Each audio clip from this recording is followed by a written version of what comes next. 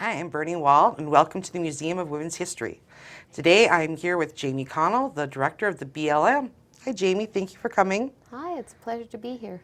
Before we get into about you, I was wondering, what does the BLM do? Being from Minnesota, I never heard that term before I moved to Montana. So what exactly does the BLM do? Well, the Bureau of Land Management is a federal agency. It's underneath the Department of the Interior, and it's responsible for the management of the natural resources and mineral estate under 300 million acres of federal lands across the United States. And that's the surface estate is somewhere in the neighborhood of between 250 and 300,000 or 300 million acres. The mineral estate is significantly greater than that. The Bureau of Land Management came to be back when the frontier was being developed in the West, and there were quite a number of laws in place where U.S. citizens could put in for homestead land, where they would be encouraged to move out west, take on some land, develop it, and really settle the western United States. And at some point, the American people and the United States government decided that, we really didn't need to be disposing of those resources anymore into the private sector, that we were going to retain the remaining 300 million acres for the benefit of the American people, for current use as well as generations into the future. And so the BLM was established in order to take care of that vast estate. The majority of the surface acres that we manage are in the western United States, and being from Minnesota, you probably wouldn't have heard of us because there are not as many acres. In fact, there's very few that are east of the Mississippi River. However, we do manage the mineral estate across the United States. If it's a federal asset and it's being developed for oil and gas, you would have gotten to know the BLM because we manage that resource across the entire United States. Our agency has about 10,000 people. Wow. We generate, it's interesting, the Bureau of Land Management, for every dollar that the United States taxpayer spends funding our organization, we bring back about $5. Wow. And so that's not something that you find in most government entities, but we would like the American people to understand that we believe that our agency is a good, sound investment for the American people. Well, that's a nice way of putting it. Would the average person have any reason to get a hold of you? Just the average homeowner or the average people who bought land, would they have any reason to get a hold of the BLM, or is it more bigger organizations who actually deal with you? There is such a vast range of things that we do at the Bureau of Land Management. We happen to be the federal government's official surveying entity. Oh. So if you happen to be purchasing a home or some land and your property was being surveyed, you could well be relying upon federal surveys that were done sometime in the past. And if there was a question about that survey, you might have seen, if you've been out hiking or walking around, the caps that are in the ground, the survey caps. Those are put in place by our cadastral surveyors that work for the BLM. Cool. That's just one thing that we do. If you happen to want to buy a Christmas tree permit to go out onto your public lands in Montana or the Dakotas, you could come to BLM and purchase a Christmas tree permit.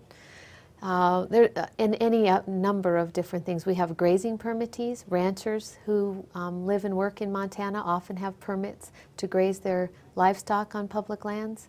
Oil and gas companies, hunters and fishermen often come into our office to get maps and information about where they can access public lands for recreational opportunities. So yeah, there's quite an opportunity for folks to come in and meet their local BLM staff. Oh, wow. I didn't know that. I always didn't think it was an accessible place, that it was just a big entity and you don't go there and you just, might read about them, but that's about it. So that's interesting to know people. And I didn't know people would go to you to get a Christmas tree permit.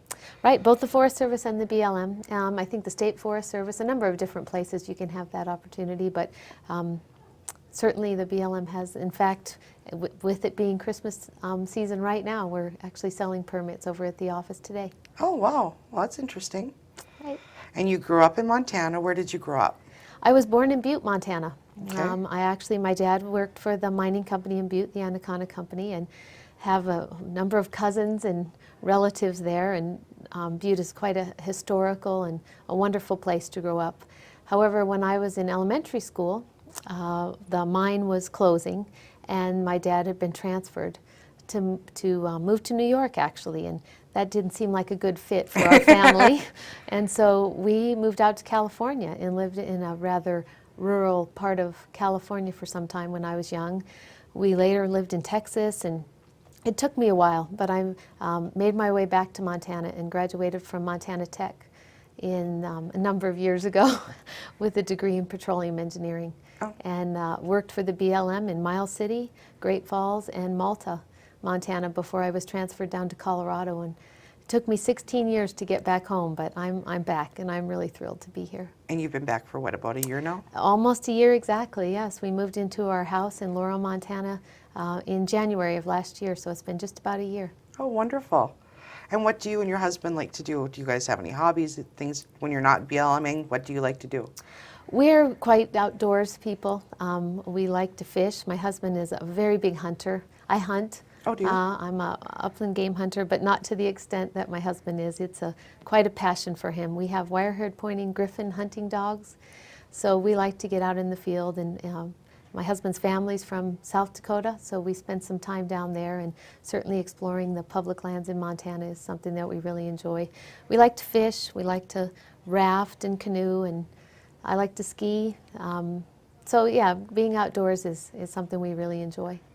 And do you have a lot of acreage? Do you plant trees and all sorts of stuff out there, or do you garden, or? We are really, really blessed. We found a place out near Laurel, Montana, that's north of Laurel, that has a bit of land around it. So we're testing our hand in trying to manage a small property there. We've got quite a few pheasants living on the property, and our dogs love having a place to run around. So yeah, and once again, a great situation to be in, to be back here in Montana. That must be nice to be able to go home. They say you can't go home again, but that's nice you could come back to Montana. I can't even say how happy I am. I'm just thrilled to be back here. Oh, I'm sure. I'm sure.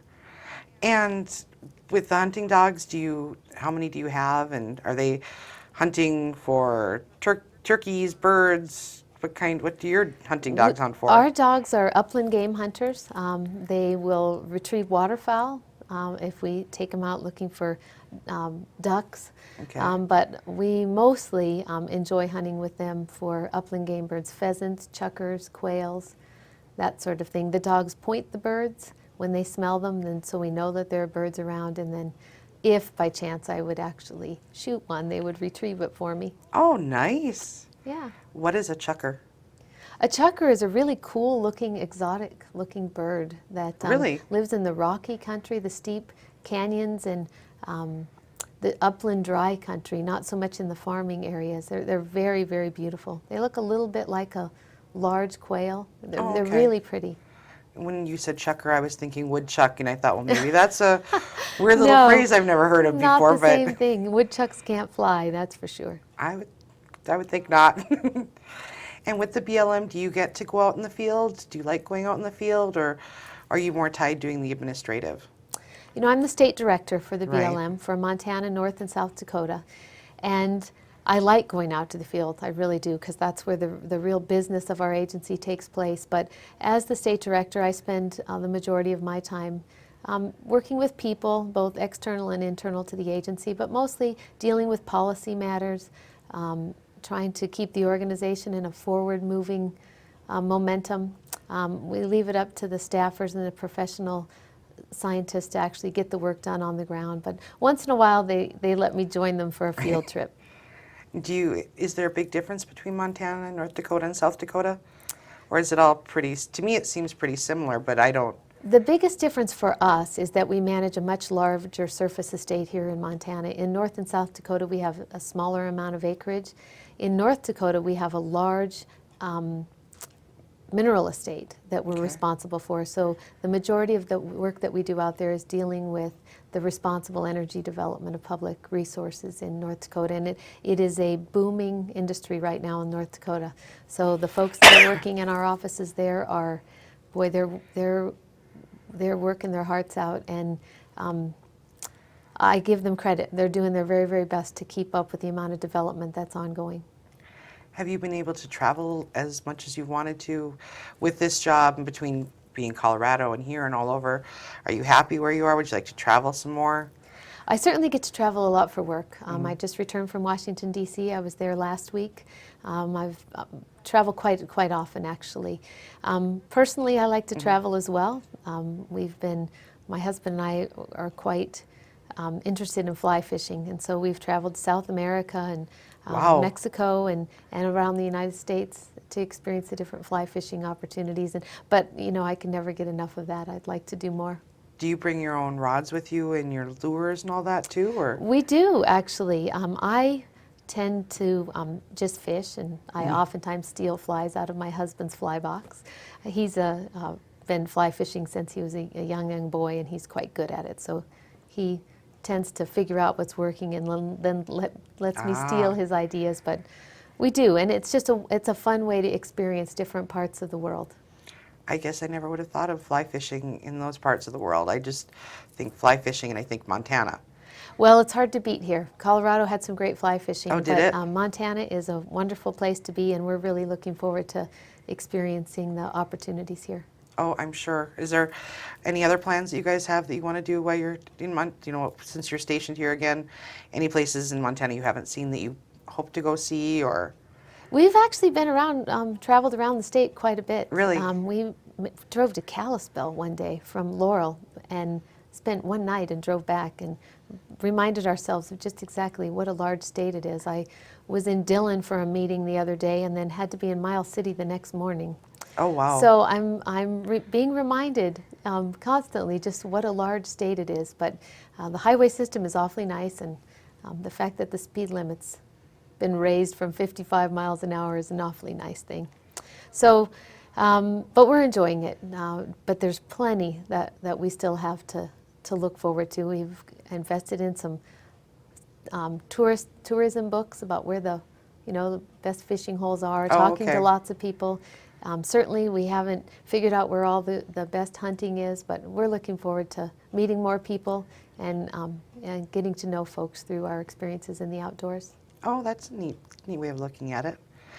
When you go to, like you said, you just came back from DC, have you gotten over that being overwhelming for you? I mean, have you been at this job long enough that it's not as overwhelming? Okay, I'm going to go to Washington, D.C. now, and I'm going to meet with the bigwigs, and is it just old hat to you now? No, it's not old hat by any means. Oh, it's not? But I wouldn't even call it overwhelming. It's very exciting to me. Oh, I'm sure. The fact that I was in D.C. last week and I got to meet with Senator Tester and Senator Baucus, Congressman Rehberg, a number of representatives from North and South Dakota. Wow. I actually got to meet Senator Johnson from South Dakota last week, who I had never met before. And to me, it's just really exciting. And the mission of the Bureau of Land Management is to truly make the most of the public lands and the federal assets that we have in a way that benefits the economies of local communities in the nation, but also protects the natural environment. It's a huge challenge. The job that we have is one that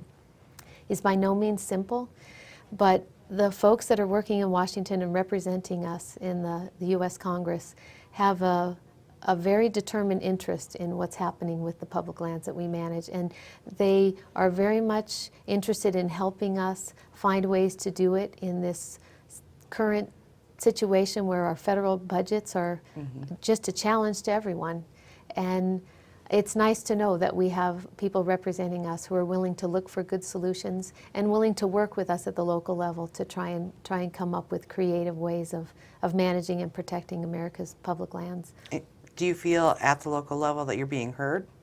Oh, I definitely do. And the fact that in going back to DC, it's exciting to me. Oh, I'm sure. I see it as very exciting and challenging in a way that we're always looking for new creative ways to solve complicated challenges. And I tell the folks that I work with at BLM that I hope when we were little kids we all liked to do Rubik's Cube and other puzzles, because that's what we spend our days doing, is trying to figure out very difficult puzzles with creative solutions. And I don't think you could ask for a better job than that. It's something that we all truly care about, but you could never get bored working there, that's for sure. Well, speaking of little and things people did when they were little, when you were little, I'm assuming your goal wasn't to become the director of the BLM. No, no, it wasn't. I look back and I was a lifeguard and a swim teacher, and I liked math and science and I wanted to come back to Montana, and Montana Tech in Butte is a pretty fabulous school. And certainly when I was there, it was the kind of place where there weren't as many women that were going there. In my class, as I recall, if I have it correct, in the petroleum engineering class, there were something like 100 men and 9 women. That sounds about right. And I think today it's a little bit more evenly balanced, but it was a school that welcomed all of us. It had small classes. I very much enjoyed going to school there, and ended up with a degree in petroleum engineering, but it wasn't like, even then, I knew that's exactly what I wanted to do. And I sort of stumbled into my job with the Bureau of Land Management, and the mixture of my college education in natural resource management, along with my love for the outdoors, it just turned out to be a perfect mix. And I have to admit, it was somewhat of a by chance meeting with me finding my way into the BLM. And no, I'm not sure I planned on being the state director for Montana and the Dakotas 2 years before it happened. It just it's where happenstance lands with hard work. Do you guys manage water as well, or are you strictly land? We manage water resources in some ways. We manage it where there are small streams. We are responsible for the management of that habitat. In many ways, where we have public lands that adjoin large river systems, like the Missouri or the Yellowstone, the actual management of the water is often something that's managed in most cases by the state of Montana and the Dakotas. Okay. And when you say manage, do you actually have people going out there and taking soil samples or measuring or surveying? And are there actually people out in the field from BLM, or I'm assuming you're not all sitting That's in right, the office? we are. And one of the most interesting things that we're working on right now, at least it's interesting to me, is we have the entire landscape that we work on broken up into what we call watershed management areas.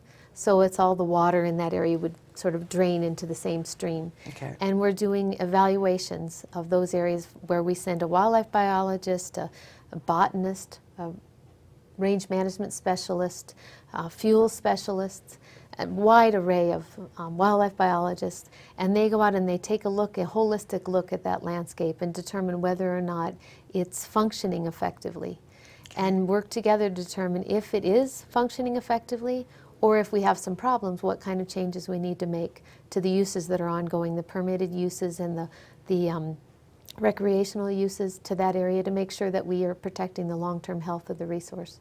And that to me is a pretty cool job, to be out marching around in the field, getting paid to evaluate the natural environment. Is that difficult if you have to tell someone, we're going to change something now, so we're going to take away permits and people can't go hiking here now because we're working here? Is that difficult? Do you find that people are pretty good about that? It can be difficult. I have to admit that in Montana, we find most of our lands are functioning very, very well. Good. And as well as in the Dakotas. So in our case, we haven't found ourselves having to put huge restrictions. But sometimes we do have to deal with particular land users, whether it be a grazing permittee or a mining company, an oil and gas company, or a group of avid recreationists, that we're going to have to make some minor changes to their uses. And in most cases, the people that are using the public lands are as equally interested in the long-term sustainability of those values. That's why they enjoy them so much. If you're going to use the natural environment, whether it be for grazing or recreation and sightseeing, you want that to remain for the long term. And I think that they, in the vast majority of cases, want to work with us to figure out a solution. And sometimes we can just make some minor changes and come up with a solution that is a win for everyone. Wow. How many offices are there? Not individual offices, but you're in charge of Montana and the Dakotas. So how many branches like that are there?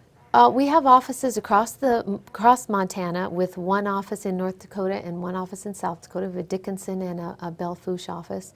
And we have 12 field offices. So we're kind of sprinkled around the state.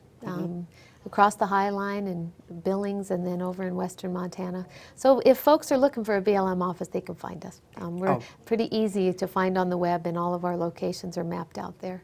And what other kind of things do you have on your website besides your locations? If someone was looking for something maybe they could find on your website instead of calling you right away.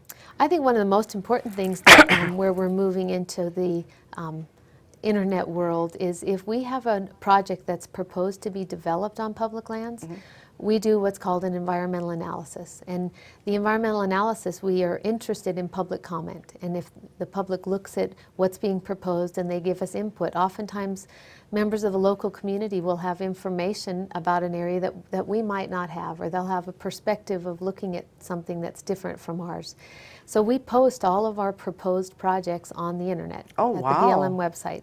And the public can keep track of those, and then they can contact our offices, they can submit comments.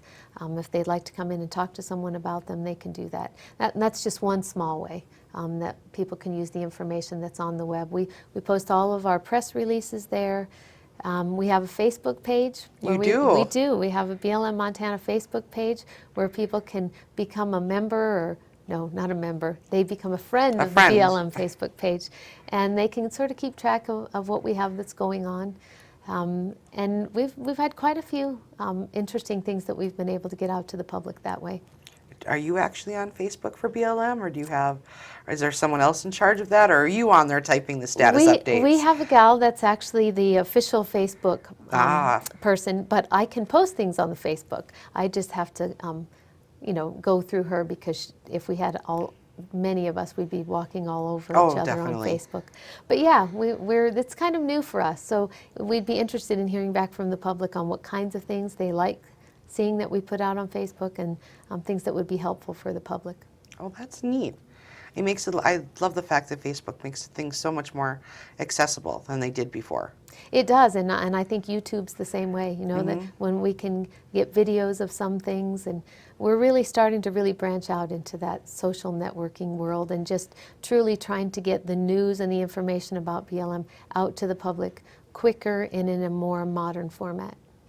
And I think that your website, to get to your website and to get to your Facebook from there is, I believe it's blm.gov. That's right. And then on the left-hand side, you go down and find Montana. And as soon as they get to Montana, on the upper right-hand side is that handy little Facebook icon that everybody and their dog knows about now. Right. And then they can be your friend. And I'm definitely going to have to check that out. I want to be your friend. Well, you should. One of in the summertime, when we have a lot of wildland fires, Oh, yeah. the internet has become quite effective for us, in partnership with the state of Montana and as well as local fire departments, of getting information out to the public of what's going on in fire season. It has been a huge benefit for communities and the agencies as well in recent years. And the fact that Montana doesn't have a lot of water, it seems like we have a lot more fires here than, say, a state that had a lot of water. At least to me it seems that way. When I moved, I've been here for about 6 years, and I don't think I've ever seen or heard about so many wildfires in the state I've lived in as I have out here. We definitely have a large wildland fire program. And because the lands are so intertwined between private lands, lands managed by the county, lands managed by the state, the Forest Service, other federal agencies, and the BLM, we have to work very cooperatively with all of those organizations. When a fire strikes, and it's time for us to get out there and put out a wildland fire, our organizations come together very effectively. And in other cases, we might actually be out there doing prescribed burning, where we're managing fire in a time of year when it can be done in more of a controlled fashion. And it's another opportunity for us to work with local communities, to talk to them through their modern media sources so that they know it's a controlled fire. It's not something that they need to be calling 911 about. Yeah, that's probably handy. Yeah, it works really well. Is there anything that you plan or that you want to see going forward for the BLM? Are there any pet projects or hopes that you can share with us that you want to see with the BLM going forward? One thing that I personally would like to see for the BLM is something that you started off with in this conversation, is when you said you had never heard of us. Mm-hmm. No, it's not as uncommon as, unfortunately, as I would like it to be. And I would like for more people in the American public to recognize the job that we have and how they can become involved and the good and wonderful things that you can experience on America's public lands. And the more people that we can get to know about it and become our partners, the better off we're all going to be. Oh, that's a nice way of looking at it. I like that. And I do think the most interesting thing with you today has been the fact that the BLM is accessible. It's not just a name, that, you know, there are people there. You do want to talk to people. You are interested in people's input. And it's not just a big, scary government agency. You put a face on it that makes it seem like it's a lot more personable than what I realized before. Well, I appreciate that, and I think if you met the vast majority of people that work for the BLM, if not all of them, you would find that. It's a wonderful place to work, and you know, if there's anybody out there who has kids looking to go into natural resource management, it's a great place to focus your career, and I would encourage them to do that. And we have some information on our website about jobs as well, so Oh, good. people can look that up. Well, hopefully people do look that up, and hopefully if people have questions, they will get a hold of you or your Facebook page or something like that. I think that's wonderful. Perfect. Well, we really appreciate your coming in today. Thank you so much. I feel like I've learned a lot, and I'm sure other people have learned a lot. And just to let you know, our program is sponsored by Lily Moore, and we'd love to see you stop by the Women's History Museum. Our address is 2824 3rd Avenue North. We are open Monday, Wednesdays, Thursdays, and we'd love to see you from 1 to 4, and we'd love to see you stop down. So thank you very much.